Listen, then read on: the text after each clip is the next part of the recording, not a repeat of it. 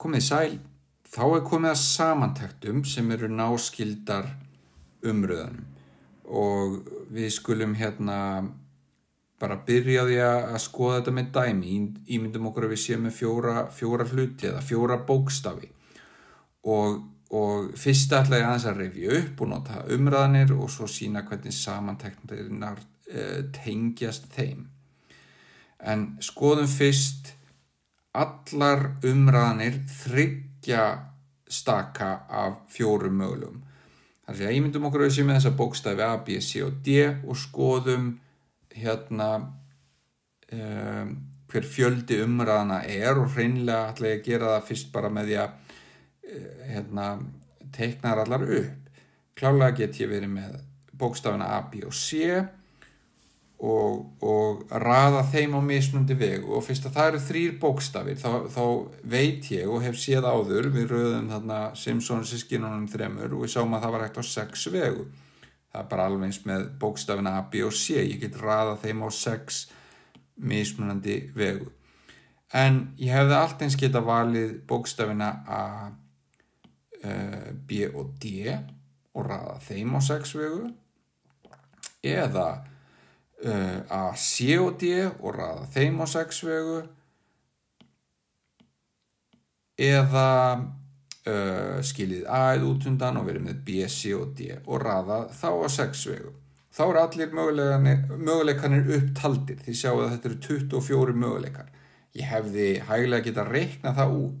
Ég vissi fyrir að fjöldi umræðana yrði 4p3. Get bara slegið þetta inn á reiknivél og fengið 24.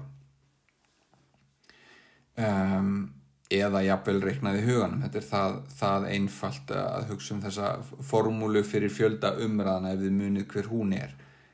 4 hrópmert deilt með 4 mínus 3 hrópmert, þar sé 4 hrópmert deilt með 1 hrópmert. 4 hrópmert 1 sinni 2 sinni 3 sinni 4, já það er 24, 1 hrópmert bara 1, þannig að þetta verður 24.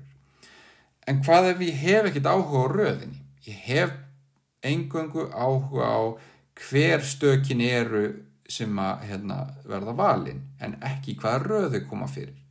Þannig að ég hef bara áhuga að sjá hvaða 3 bókstafir eða á hve marga vegu get ég valið 3 bókstafi ef mér er alveg saman í hvaða röður koma fyrir. Og ef ég teikna upp öll tilfellin aftur örsnögt þá sjáu þið að í hverjum dálki fyrir sig koma alltaf 3 sömu bókstafnir fyrir. Og ég vil ekki margtelja þetta, ég vil ekki telja þetta sem mismunandi tilfelli. Það eina sem skiptir máli er bara hvaða bókstafir þetta eru. Já, ég get verið með bókstafina A, B og C eða bókstafina A, B og D, A, C og D eða B, C og D. Þetta eru bara 4 flokkar.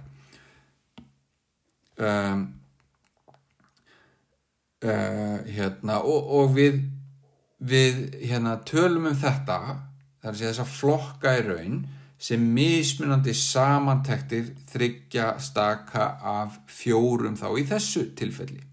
Þess að röðin skiptir engu máli og þá tölum við mismunandi samantektir.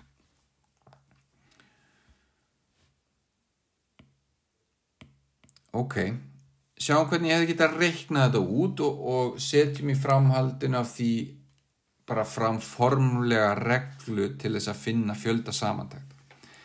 Í þessu tilfelli þá var fjöldi mismunandi umræðana, þessi 24, ég fann það með því að gera 4p3, en svo þarf ég bara að deila með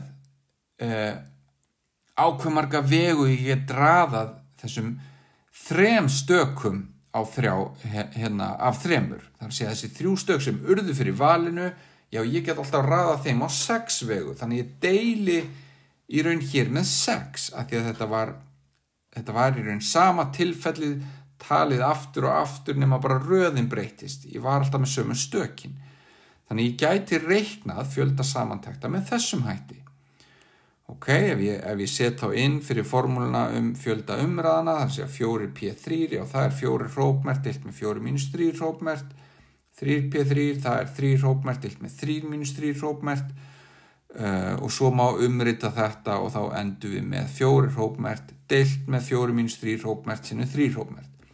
Ok, það er ágætt að setjast aðeins yfir þessa umritun og reyna að finna út hvernig hún er gerð sjálf, en taki eftir því í lokin að fjarkanir þarna, það er þá heildin sem var í boði, heildarfjöldi staka í þessu dæmi sem ég var að sýna, þá var þetta fjöldi bókstafana sem var í boði, A, B, C og D, og þristurinn þarna, það er fjöldin sem ég ætlaði að velja og raða. Ég tók alltaf 3 bókstafi af þeim 4 sem voru í boði. Ok, og setjum fram þá formulega reglu að þegar velja á K hluti úr safni N hluta, þá er fjöldi mismunandi samantekta N hrópmert deilt með N mínus K hrópmert sinnum K hrópmert. Og þennan fjölda táknum við með undirskrifað N, stórt C og svo svona undirskrifað K. Þetta er C stendur fyrir combination á ensku, á íslensku tölum við samantektir. Ok, tökum þetta örstutt saman og minni þá á umræðanirnar leið sem við höfum áður séð. Að fjöldi umræðana K-staka af N, þar að segja, ef ég hef áhuga á því að raða hlutunum og sjá á hve marga vegu það er hægt, til að raða K-hlutum af N sem er í boði, þá notum við P-ið fyrir permutation, og formúlan er þessi, þó að við getum í sjálfu sér reiknaðana líka með því að nota reiknivélarnar, muniði. En fjöldi umræðana er N hrópmert deilt með N mínus K hrópmert.